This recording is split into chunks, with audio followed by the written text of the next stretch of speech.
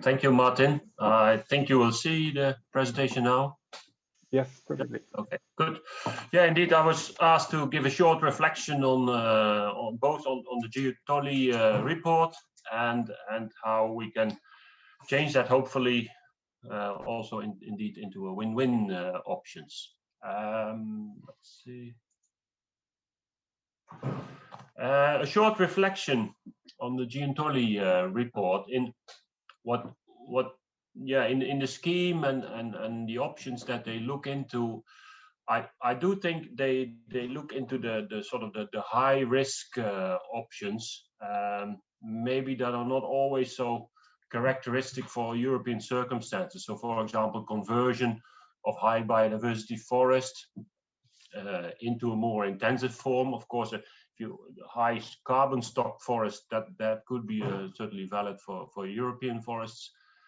Extracting too much fine woody debris, stumps, well, and financially that is not very realistic quite often. And afforestation or reforestation on the high biodiversity grass and heathland sites.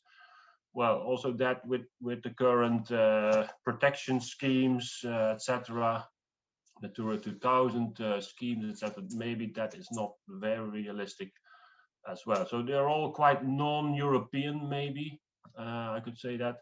And then you see that well, in the media following the report was well, where they hoped they could sort of come a bit to less polarization. Again, it was exploited by both sides, but that was the background behind that was also explained by Jacopo. What I find lacking in this overview scheme is this sort of closer to the current practice, like simply the harvest going into a too high level, or the shifts in the wood assortments, the shifts in the market because of the subsidy schemes. That sort of more typical, more short-term effects are not there, although they are mentioned in the text, I must say that. Well, maybe as part of these future risk options, and the JRC probably had to look into this variety of this really worst case scenarios, but I see that the sort of normal management is a bit ignored. And here you see an example of a forest around the village where I live, where you see the wood piled up after a harvest and the sorting already taking place in the forest. So quite nice Douglas fir saw logs on the right, which will also deliver saw losses and some residues, and on the left pile the wood smaller diameter, less quality, which will probably go either to an OSB, oriented strand board, a panel factory, or to the biomass. And this is the quality of wood where the competition may quickly arise in case of subsidies for bioenergy. And that really depends also on the regional, this sort of circle of 100-kilometer market. So these sort of more short-term responses I would have liked to see more prominent in the report. Here an example of how these forest assortments, what the output of assortments has been in the EU, and indeed as also given before, a moderate rise in the production of wood fuels, but where we also have to realize that these wood fuels are to a large extent the kind of picture that you see on the upper right, the private owner harvesting for his own wood stove, which is really a very significant part of the volume of wood fuels. The commercial bioenergy market is still relatively small, but very much depending on the EU wood sources.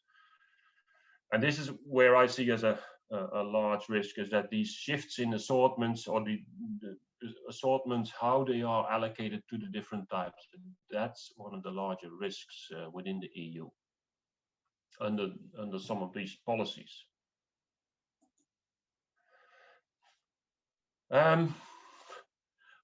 Too high harvesting levels, well, depending how you frame too high, if indeed, on the one hand, there seems to be sufficient wood in the EU. The growth is quite a lot larger than the harvest. But when you look into more detail, like for example, what has been done here by Hans Verkerk and others, if you really look where the harvest is taking place, then in these yellow and orange regions, this is where the harvest is close to 100% of the increment, and the harvesting pressure is locally already very high. Even at the EU level, we're only at 75%. Locally, the harvest is reasonably high. And that makes it that in these regions where the circumstances are, let's say, good for harvesting, you have the infrastructure, you have the processing industry, it's difficult there to increase the harvest. In the other regions, the southwest, where the blue and green colors are, the harvesting level is far lower, but there are very good socioeconomic reasons why the harvest is so low there. And it's very difficult also in the southwest to change these circumstances. And so that's, yeah, on the one hand, there is a risk of over harvesting, but it's not going to be that easy, or under the assurances that we have, it's not going to happen that easy to have an over harvesting reasonably soon. And what sort of assurances do we then have to avoid these EU risks of over harvesting or other types of unsustainable management? Of course, there are the RED II criteria, also reviewed in the Giuntoli report. But in addition, of course, we have national forest laws and regulations. We have a lot of countries have executive agencies where if an owner wants to harvest, they have to ask for a permit to harvest, and it's checked whether they comply to the permit that they got. So these sort of regulations are certainly operational in a lot of the countries. We have extensive national forest inventories, roughly costing together 60 million euro per year. But as Giacomo also pointed out, these are too slow. The results come out after 5-6 years, and they actually do not say what is happening now, and they do not say what is happening locally. So in that respect, they are not always that helpful. And other ways will certainly come up very fast. The remote sensing, the Ceccherini paper, etc., as was portrayed and presented by Giacomo. Those are developments that will develop further. But in addition, we have assurances, of course, under the wood certification, FSC, forest certification, and PEFC certification. So there is quite a set of assurances. There's an example here on the bottom right. Maybe I'm not sure if you can see it. This is the Enviva track and trace system, where every harvest or stand that they buy can be traced with location, owner, and which part of the biomass actually went to the pellet industry and which part of the biomass went elsewhere. Could something like that work in Europe? Yeah, maybe. But maybe this goes into an almost too complex arena, where you, on the one hand, you want to have more and more and stricter assurances, but because of the complexity of the system, there's also risks then again developing under such a complex system. I always say that, well, we cannot put a civil officer next to every tree. That is not going to work either. So not too tight assurances. If you want to go to very strict application of cascading, for example, really, if you want to interfere in the market in that way, it can become a too tight straitjacket, I think that's called, and create again other problems. But on the other hand, so, well, if you don't want too tight assurances, that also leaves room for more flexibility, and this flexibility will also be needed in this, well, this natural system, as you can see, which has its fluctuations, which has its dynamics. So any sort of assurances will need to have some flexibility as well. So you know, we're facing these increasing levels of disturbances, how to make use of that still in a sustainable way. That flexibility, the assurance system and the criteria system will have to have as well. And we have the last, a quick something very briefly about LULUCF regulation, which also works as an assurance. Well, this was also presented earlier, so I don't have to go into details here.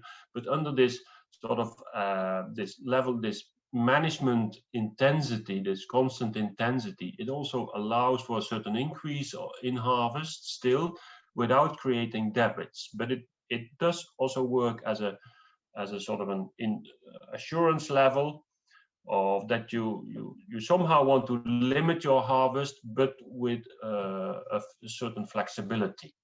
And in that sense, the RED and the LULUCF are, well, they're pretty much supporting each other. That's maybe the right wording to say this. A few last ones. Well, we need this. It's not only about harvesting and carbon debts, which is only a small part of the whole cycle. But if we want to strengthen this role of forests in the whole climate mitigation and in the climate adaptation, we need to take this more holistic view and look in a variety of measures. And I'm just putting up a few examples. For example, this study done by Elbersen, looking into where are the marginal lands in Europe under certain criteria. Well, this is for a certain crop that she analyzed it for. But also analyzing where are the marginal lands, where are the options, for example, for afforestation. And from her analysis, there was well, some 60 million hectares of marginal lands came out of that, based on with this focus on agricultural mass. So some of these locations may also be available for further afforestation, reforestation, forest restoration, just as much, without harming the biodiverse grasslands and heathlands. Jan, you're over time. I was told by my co-chair. Yeah, I'm rounding up. Yeah. So this holistic view, we published this earlier under this framework of climate smart forestry, where you look locally specific, what are the circumstances, what is best to do, and then combine adaptation, mitigation, and production values as well, and biodiversity conservation as well. These are the incentives that are needed. And probably countries also have to realize that forests are not a sovereign issue anymore. There are so many regulations nowadays that have an impact on forest management.